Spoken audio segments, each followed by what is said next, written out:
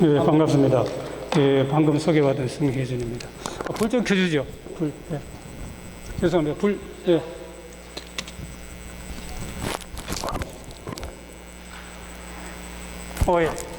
지금 잘 나왔는데, 이 프린트 책에는 사회복지정책의 불교 이념적 접근 이렇게 나와가지고 아마 그 기조강연 하신 분의 제목이 저한테 옮겨온 것 같습니다. 예, 168페이지 보시면, 예. 저는 특별히 PPT를 만들지 않고 원고를 보면서 필요한 부분을 쭉 가도록 하겠습니다. 지금 55분인데 15분 발표. 예, 15분 발표. 15분 발표. 예. 그러면 2분 지났습니다. 2분 지났습니까? 예, 알겠습니다. 예, 가능한 의문도 안 보고 이야기하겠습니다. 예, 제목에 선에 담긴 불교적 의미와 실천 방안 했습니다만, 뭐 선이란 것은 다양하게 우리가 종교적 혹은 문화적, 인문학적으로 선을 굉장히 중요시합니다. 그런데 불교에서 말하는 선과 명심보감에서 말하는 선이 무엇인가?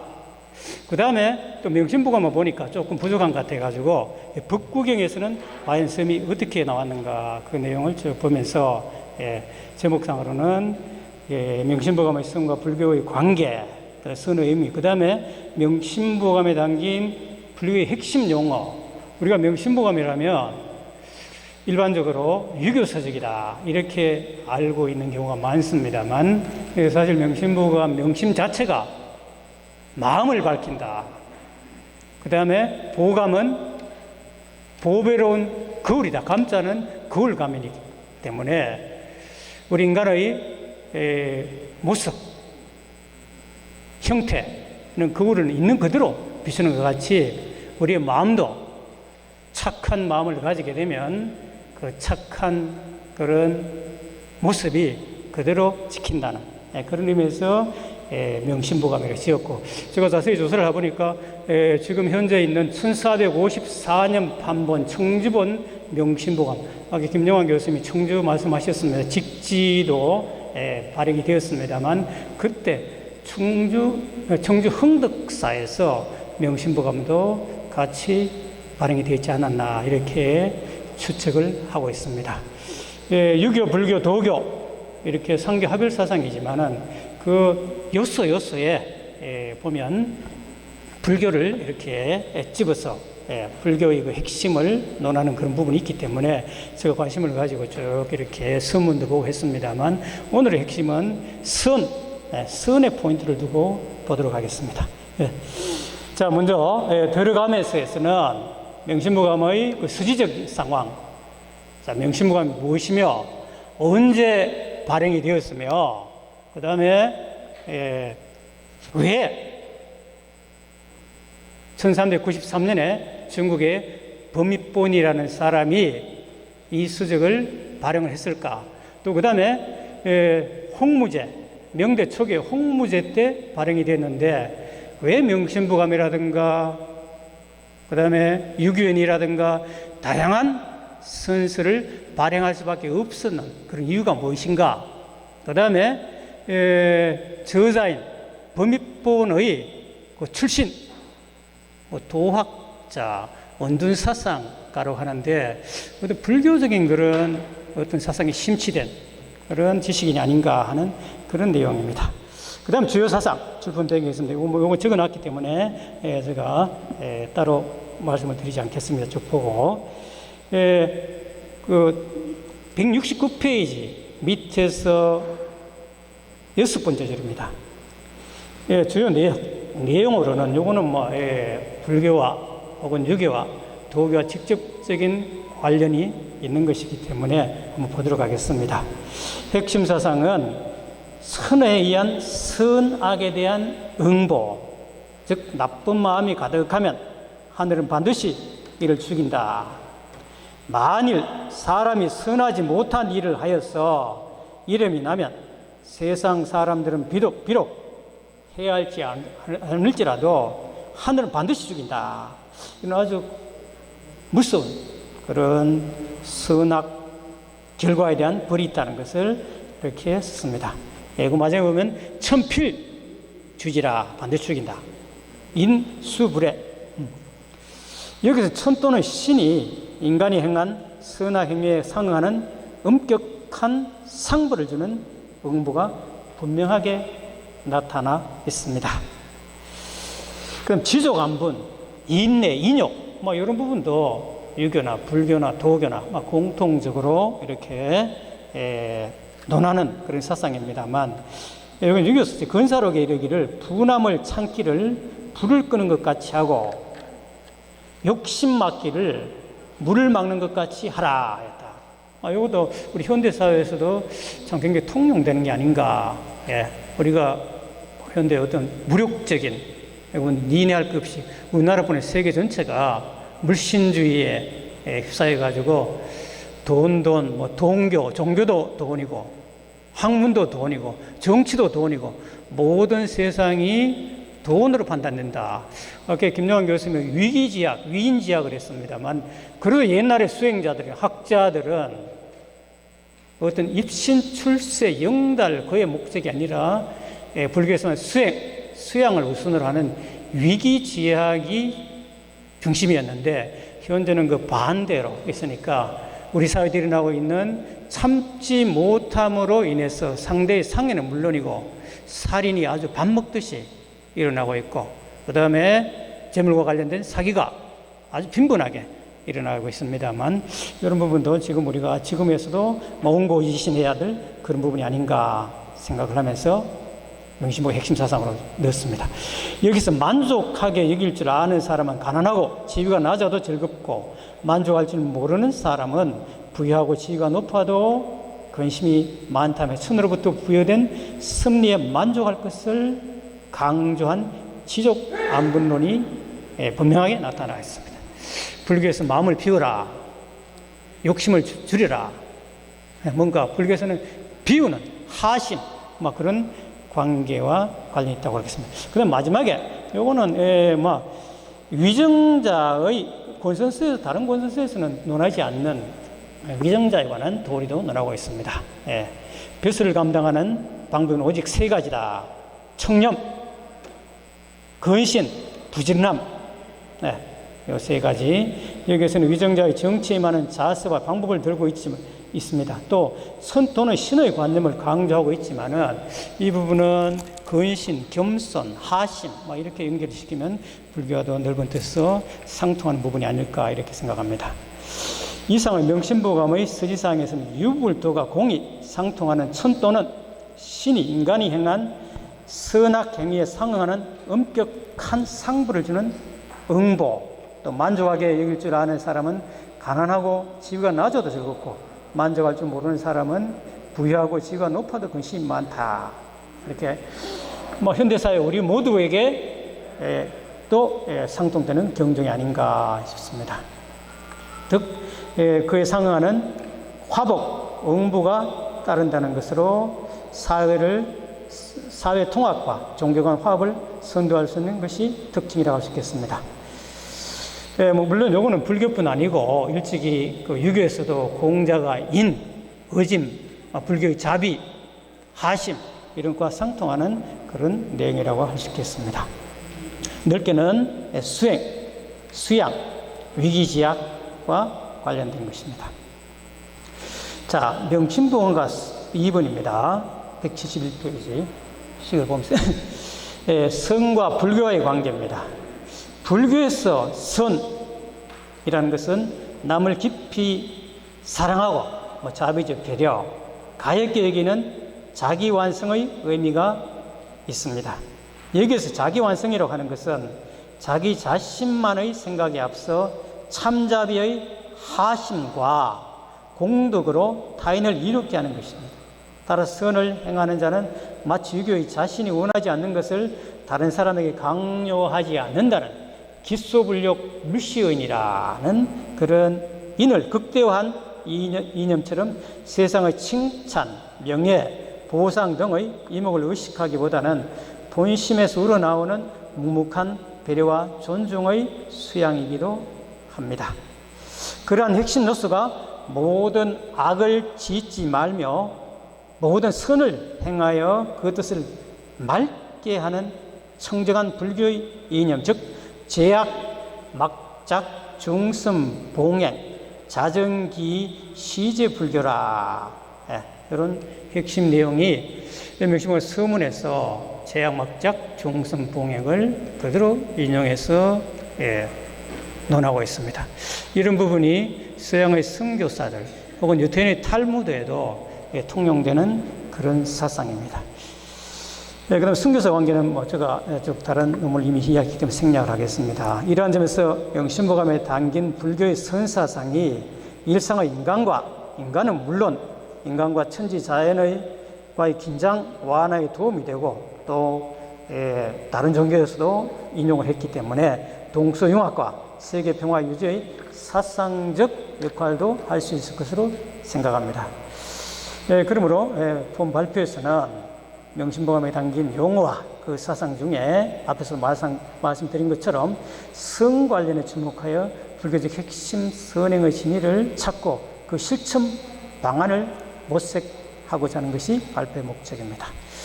자, 이제 말만 하고 빨리 마치겠습니다. 명심보감에 담긴 불교 핵심 용어, 아까 중선봉행, 제약막작, 중선봉행 이야기를 했습니다만 불교 7불통계에 있습니다만 이 부분을 분명히 이야기했고 그 다음에 자존훈회, 부처님의 가르침을 엮어가지고 하나의 책으로 만든다는 그런 것을 저자가 서문에 밝히고 있습니다. 그 내용, 아까 중선봉행 제약막작 그 내용은 173페이지에 이 내용이 맨 뒤에 나와 있습니다. 한자는 유보의 풍화 도누 제약막작 중선봉행 류의 기라 했습니다. 불교에서는 사람이 선하거나 악하거나 간에 자기 마음과 언행에 따라서 긍정적이고 칭찬하는 마음에 복이 생기고 부정적인 생각을 많이 하면 화가 생기고 그 고민의 괴로움이 병으로 연결된다고 믿고 있습니다. 이것은 마치 콩 심은 데 콩 나고 파 심은 데 팥 난다는 것처럼 인과의 사실을 인식하고 누구나가 악의 인연을 끊고 선한 인연을 닦아야 한다는 것을 말하고 있습니다. 이런 것을 뿌린 대로 거둬들인다는 성악의 인과는 마치 그림자가 형체를 따른 것과 같아. 이것은 이미 불교에서 그 카르마, 카르마. 유대의 탈무드에도 그렇게 나와 있어요. 북구경에서도 보니까 나쁜 마음을 가지고 말하거나 행동하면 수레바퀴가 수레끈은 소의 발자국을 따르듯이 괴로움을 따른다. 그림자가 형체를 따른 것과 같이 거기서 벗어날 수가 없다. 즉 인과응보 자업자득의 철칙은 북구경이나 탈무드에서도 공이상통하는 이론이라고 할 수 있겠습니다. 특히 그 중에서도 불교는 유교나 도교보다도 더 명확하게 인과응보에 관한 그런 카르마의 그 법칙에서 자신의 행위의 결과는 누구나 자유롭잖아요. 북구경에서는 그 행위에 대한 결과에 대해 누가 대신할 수 없다는 그런 것을 더 설득력 있게 논하고 있습니다. 자, 여기에서는 제가 이제 쭉 하고 뒤에 이제 명심보감 본문에 담긴 불교의 선언이 176페이지입니다. 176페이지. 주로 선에는 선악과 재물 부정, 즉 방편과 선행, 인과, 응보, 운명, 인연, 부처님의 자비와 공덕, 인내와 분내 등에 관한 불교 용어가 많이 인용이 되어 있습니다. 그 중에서도 방편과 선행,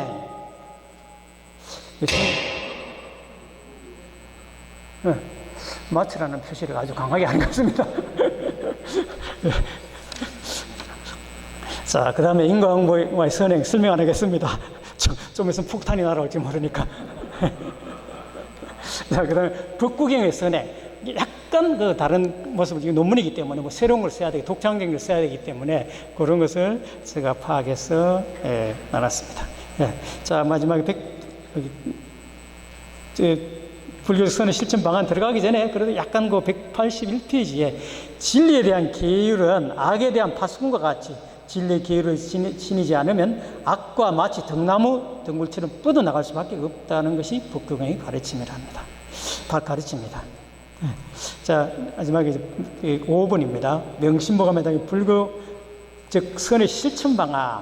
요거는 약간 읽고 마치겠습니다. 182페이지 필요한 부분만 중간입니다. 일찍이 북구경에서도 본능과 무력에 치우치는 것을 악으로 간주하고 악을 멀리하고 근신하려고 하였습니다.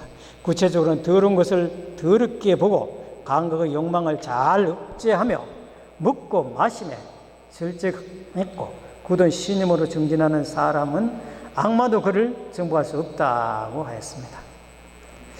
그 다음에 쭉 내었습니다. 위의 내용을 정리하면 보고 듣고 맛보고 냄새 맡는 이를 절제하고 식사할 때도 적당량을 알아 절제하는 사람은 정진하는 데 장애가 없습니다. 그러나 눈이 모든 것을 보도록 놔두고 몸이 어디론지 다니게 하고 음식도 맛을 탐하며 먹게 놔두면 수행이 잘 되리라고 기대하기 어렵습니다. 그러므로 많은 것을 가지고 살면서 우리는 암비이슬의 즉 눈과 귀와 코와 혀와 몸과 마음을 사용하여 일상의 승리과 다양한 현상을 인식하지만 그 감각기관은 일정하지 않고 그때의 조건에 따라 항상 흔들립니다. 올바른 판단을 했더라도 조건이 바뀌면 더는 옳다고 할 수 없으므로 감각기관에서 인식할 것만 얽매여서는 안 된다고 생각합니다. 특히 최근에 보면 그 연예인을 앞세워가지고 집자랑, 차자랑, 그다음에 주식자랑 이런 게 일반화돼가지고 우리도 그 따라하는 그런 경향이 굉장히 많습니다만 그런 어떤 악경향이 지금 우리 사회에 쭉 맞게 보니까 하루에 자살이 42명, 버스 한 대의 사람이 계속 죽는 거죠. 제가 일본에 한 40년 전 일본에 있었습니다만 그때는 일본 사람이 자살이 굉장히 많았어요.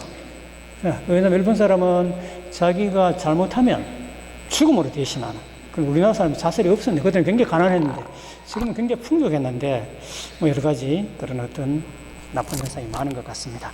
자, 두서없습니다. 이상 시간이 한 5분 오버가 됐습니까? 네, 이상 마치겠습니다. 감사합니다. 이상입니다.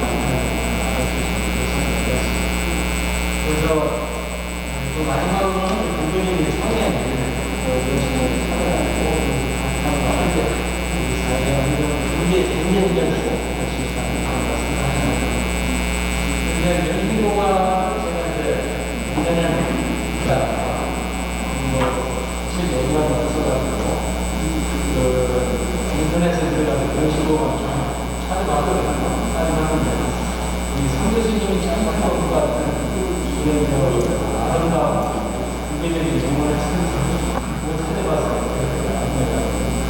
그 다음에 인터넷에서 나오는 문제를 보니까 이럴 때 명심보감은 당초 우리나라 고려 추적할 때 추적이라는 사람이 공개하는 한 성인이라는 사람이 뽑아가지고 나오는 공부를 책을 만들었다.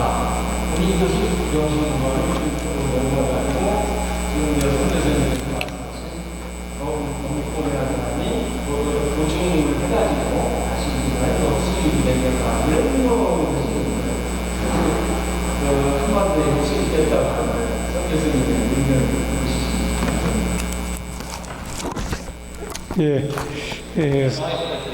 사실 그 교수님 공학 쪽에 또 이렇게 전공을 하셨고 해양대 선장 때 저하고 인연이 돼가지고 제가 공부하는데 그 학교에 센다이라고 동일고 도읍구대학인데 거기 오셨어요. 오셔가 저하고 만나 사진도 찍었는데 그 사진을 갖고 있었는데 제가 공부 마치고 또 보니까 이분이 해양대학 그대로 교수라고 계시더라고요. 저하고 각별의 인연이 있는데 과연 명심보감을 제대로 토론하실까 걱정을 했는데 아주 그 상세히 공부를 하셔가지고 이렇게 말씀을 해주시는데 먼저 동서융합이라는 것은 서양의 선교사들이 명심보감을 성경 캠퍼스와 같아 해가지고 라바레트라든가 케네가 명심보감을 1593년에 번역을 했고 그 번역에서 이름을 갖다 청주본이라고 한 자를 딱 써놨어요. 그래 아마 보니까 청주라는 게 세자니까 세 글자가 저자 이름을 착각을 한 것 같아요.